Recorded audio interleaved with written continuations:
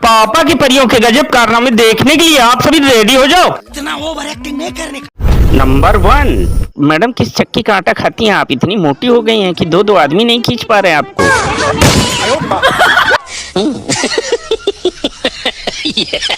Number 2, अब ये पापा की परी हमें इस दुष्ट मुर्गे को पकड़ के दिखाने वाली है। अच्छा।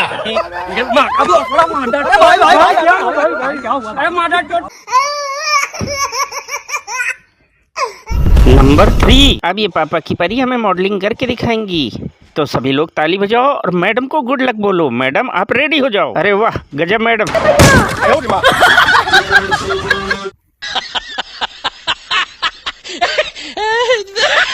नंबर 4, अब ये पापा की परी हमें अलग लेवल में लड़के को प्रपोज करके दिखाने वाली है। तो मैडम रेडी शुरू हो जाओ, करके दिखाओ।